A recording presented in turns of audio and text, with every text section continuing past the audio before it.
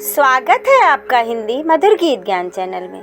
हमसे जुड़े रहने के लिए हिंदी मधुर गीत ज्ञान चैनल को सब्सक्राइब करें और बेल आइकन को ज़रूर दबाएं ताकि हमारे वीडियो के नए नोटिफिकेशन आपको समय समय पर मिलते रहें। सोमवती अमावस 2023 दिन और तिथियां जाने। अमावस्या कब शुरू कब समाप्त, पूजा की विधि, कथा, महत्व।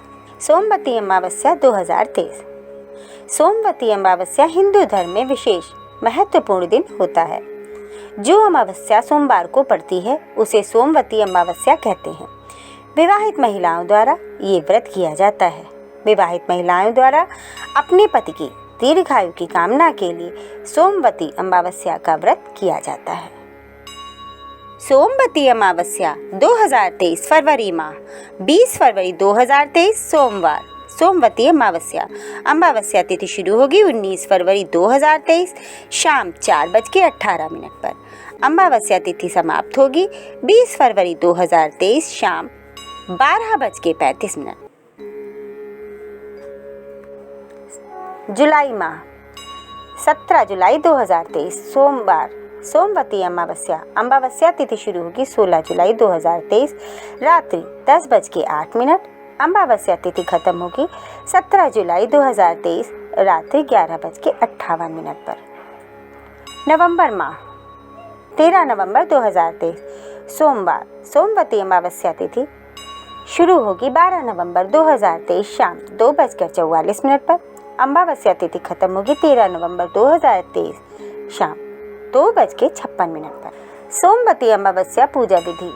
इस दिन पीपल की 108 बार धागा लपेटकर परिक्रमा करते हुए पूजन का नियम है। इस दिन भगवान विष्णु की पूजा का भी विधान है। धान, पान और खड़ी हल्दी को मिलाकर उसे विधान पूर्वक तुलसी के पौधे पर चढ़ाया जाता है।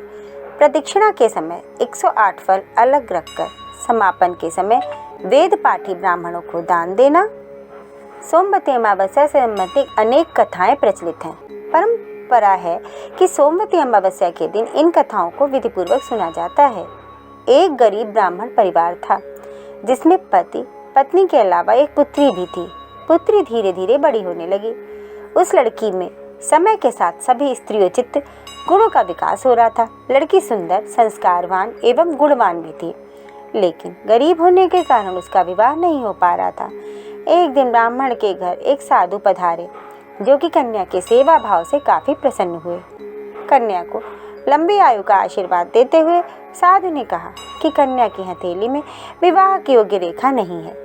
ब्राह्मण दंपति ने साधु से उपाय पूछा कि कन्या ऐसा क्या करे कि उसके हाथ में विवाह योग बन जाए।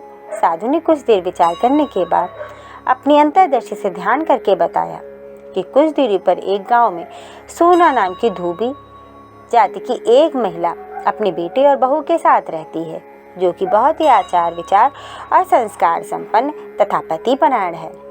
यदि यह कन्या उसकी सेवा करे और वो महिला इसकी शादी में अपनी मांग का सिंदूर लगा दे, उसके बाद इस कन्या का विवाह हो तो इस कन्या का वैधव्य योग मिट सकता है। साधु ने यह भी बताया कि वो महिला कहीं जाति नहीं है। यह बात सुनकर ब्राह्मणी ने अपनी बेटी से धोबिन की सेवा करने की बात कही। कन्या तड़के ही उठकर सोना धोबिन के घर जाकर सफाई और अन्य सारे अपने कार्य करके अपने घर वापस आ जाती है। सोना धोबिन अपनी बहू से पूछती है कि तुम तो तड़के ही उठकर सारे काम कर लेती हो और पता भी नहीं चलता। बहू ने कहा कि माँ जी, मैंने तो सोचा कि आप ही सुबह उठकर सारे काम खुद ही खत्म कर लेती हैं, मैं तो देर से उठती हूँ। इस पर दोनों सास बहू निगरानी करने लगी कि कौन है जो तड़के ही घर का सारा काम करके चला जाता है। कई दिनों के बाद धोबिन ने देखा कि एक कन्या मुंह अंधेरे घर में आती है और सारे काम करने के बाद चली जाती है। जब वो जाने लगी तो सोना धोबिन उसके पैरों पर गिर पड़ी। पूछने लगी कि आप कौन हैं और तरह छुपकर मेरे घर की चाकरी क्यों करती हैं। तब कन्या ने साधु द्वारा कही गई सारी बात बताई। सोना धोबिन पतिपरायण थी, उसमें तेज था, वह तैयार हो गई।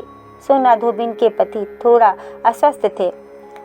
उसमें अपनी बहू से अपने लौट आने तक घर पर ही रहने को कहा। सोना धोबिन ने जैसे ही अपनी मांग का सिंदूर कन्या की मांग में लगाया, उसके पति चल बसे। उसे इस बात का पता चल गया। वह घर से निराजल ही चली थी। यह सोचकर कि रास्ते में कहीं पीपल का पेड़ मिलेगा तो उसे भंवरी देकर और उसकी परिक्रमा करके ही जल ग्रहण करेंगी। उस दिन सोमवती अमावस थी। ब्राह्मण के घर मिले पूरे पकवान की जगह उसने ईंट के टुकड़ों से 108 बार भंवरी देकर 108 बार पीपल के पेड़ की परिक्रमा की।